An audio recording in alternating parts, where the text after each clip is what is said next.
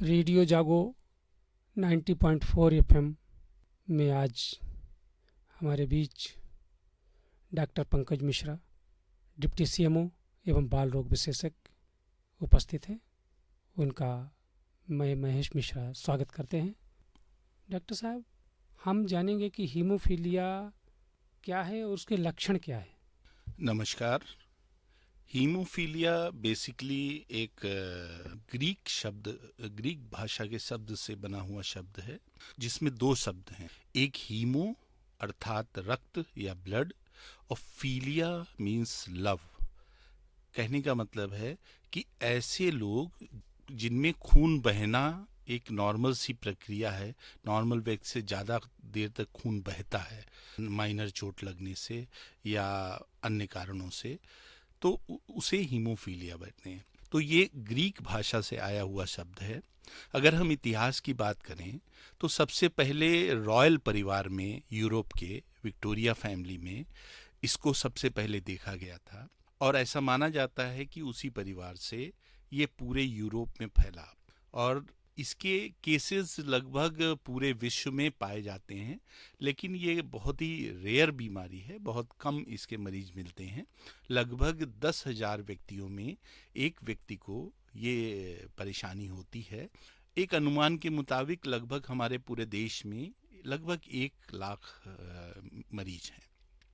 Haemophilia को अगर हमें समझना है तो थोड़ा सा हमें ये समझना चाहिए कि जैसे हमें कोई चोट लगती है तो खून बहता है, और खून बहने के बाद थोड़ी देर बाद वो खून बंद हो जाता है। तो इसमें होता क्या है, जो रक्त नलिकाएं हैं वो सबसे पहले चोट लगने के बाद रक्त नलिकाएं संकुचित होती हैं, और जहां पर से चोट लगी होती है वहां पर प्लेटलेट आकर के एक प्लग बना देती हैं, और फिर उसके बाद क्लॉटिंग फैक्टर्स की एक प्रक्रिया शुरू होती है, जिसमें 13 क्लॉटिंग फैक्टर भाग लेते हैं। उनका नाम भी एक क्लॉटिंग फैक्टर 1, 2, 3 के ऐसे 13 तक है।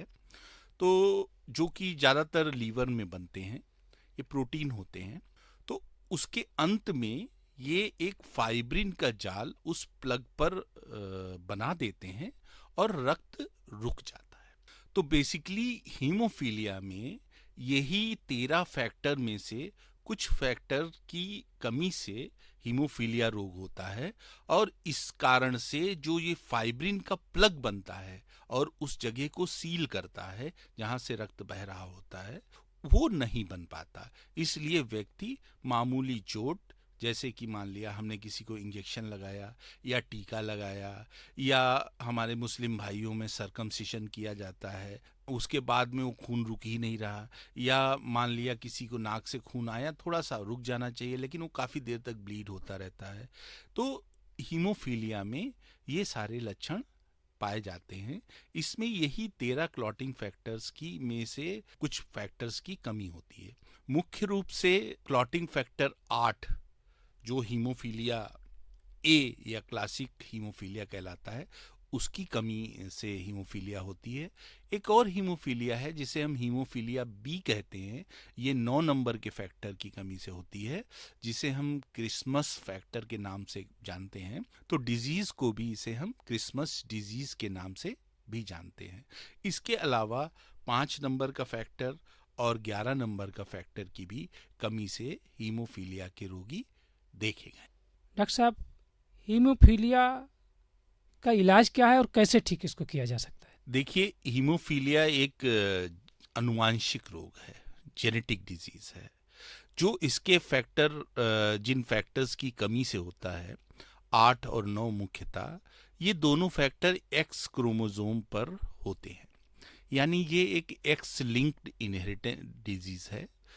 तो जितनी भी इनहेरिटेड डिजीजेज होती हैं, कंजेनाइटल मतलब क्रोमोसोम लिंक डिजीजेज होती हैं, उनमें ज़्यादातर हमारे पास पूर्ण रूप से उसको ट्रीट करने की व्यवस्था नहीं होती। इनमें हम सप्लीमेंट के रूप में जो फैक्टर की कमी है, आवश्यकता के अनुसार उन फैक्टर्स को देते हैं। इसमें हीमोफीलिया में जैसा कि मैंने बताया कि ये एक एक्स लिंक डिसऑर्डर है। तो जो मेल्स होते हैं, यानी पुरुष होते हैं, उनके अंदर जो क्रोमोसोम होते हैं वो एक्स और वाई होते हैं। अर्थात एक एक्स होता है। इसी प्रकार जितनी भी महिलाएं हैं उनके शरीर में 2 एक्स क्रोमोसोम होते हैं, मतलब उनके अंदर एक्स एक्स होता है। तो ऐसे में जैसा कि मैंने बताया कि क्रोमोसोम के अंदर डीएनए होता है, डीएनए से आरएनए बनता है, आरएनए से प्रोटीन बनता है, और वही प्रोटीन हमारे शरीर की विभिन्न गतिविधियां चलाते हैं, जैसे फैक्टर 8 भी एक प्रोटीन है। तो अगर किसी महिला में एक एक्स क्रोमोसोम में ये डिफेक्ट है तो उसके अंदर जो दूसरा एक्स क्रोमोसोम है उससे पर्याप्त मात्रा में फैक्टर 8 और फैक्टर 9 बन जाता है। तो इस प्रकार से उस महिलाओं में इस बीमारी के कोई भी लक्षण नहीं दिखते। लेकिन क्योंकि उसके अंदर एक डिफेक्टिव क्रोमोसोम होता है तो उसके जब बच्चे होते हैं तो वो अपना डिफेक्टिव क्रोमोसोम जब कभी उसके बेटा होगा तो उसका वाई जो है वो पिता से आएगा और एक्स उसकी तरफ से जाएगा। तो ऐसे में उसको तो कुछ नहीं होगा लेकिन उनके बच्चों में वो बीमारी के लक्षण दिखेंगे। तो ये तो हुई कि एक्स लिंक डिसऑर्डर है। तो अब इसका ट्रीटमेंट क्या है? देखिए, बेसिकली इन मरीजों को हम जो पहचान करते हैं, कभी भी कोई मरीज बच्चा, खास तौर से बच्चों में ही हमें पता चल जाता है इस बीमारी बचपन में ही, तो हम देखते हैं कि चोट छोटी लगी है लेकिन ब्लीड हो रहा है। माना कि केवल वैक्सीनेशन हुआ, उसके बाद वहाँ से जहाँ पे हमने टीका लगाया वहाँ से खून बंद नहीं हो रहा है, तो हम सबसे पहले उसकी प्लेटलेट चेक कराते हैं। हम देखते हैं प्लेटलेट की संख्या भी नॉर्मल है। तब हम इस ओर सशंकित होते हैं कि नहीं, जो पहला कारण हो सकता है कि प्लेटलेट की कमी, वो तो नहीं है। तो इसका मतलब है कहीं ना कहीं हीमोफीलिया की भी संभावना हो सके। तो इसकी जांच के लिए हम जो 2 तरीके के खून के टेस्ट होते हैं, एक पीटी प्रोथ्रोम्बिन टाइम, एक एपीटीटी। तो ये दोनों अलग अलग पाथवे, इंट्रिंसिक और एक्सट्रिंसिक पाथवे जो क्लॉटिंग के होते हैं उनके बारे में बताता है। तो इनकी ये 2 टेस्ट करने से हमें इसका अंदाजा लग जाता है कि ये हीमोफीलिया का केस हो सकता है। उसके बाद में हमें ये जब पता चल जाता है कि इसमें कौन से टाइप के फैक्टर की कमी है, तो हमारे पास आज बाजार में दोनों तरीके के ह्यूमंस से निकाले बनाए गए फैक्टर 8 और फैक्टर 9 भी उपलब्ध है, और वैसे बनाए भी सिंथेटिक भी हमारे पास उपलब्ध है। तो सिंथेटिक जो फैक्टर हैं उनमें एक अच्छाई होती है कि वो, क्योंकि ह्यूमन दूसरे मानव के शरीर से नहीं निकाले गए होते हैं, इसलिए उनमें इन्फेक्शन, उनके द्वारा इन्फेक्शन फैलने की संभावना बहुत कम होती है। लेकिन हमें ये जानना जरूरी है कि क्योंकि दोनों प्रोटीन हैं तो दोनों से एनाफाइलेक्सिस हो सकती है, एलर्जी हो सकती है, और हम जब कभी ब्लीडिंग होती है इन मरीजों को तो ये आर्टिफिशियल फैक्टर जो इंजेक्शन के रूप में आते हैं इनको हम देते हैं। इसके अलावा कुछ और भी दवाइयाँ उपलब्ध हैं जो भी कुछ हद तक इसमें हेल्प करती हैं। जैसे एक दवा है डेस्मोप्रेसिन, उसको भी हम इन मरीजों को देते हैं।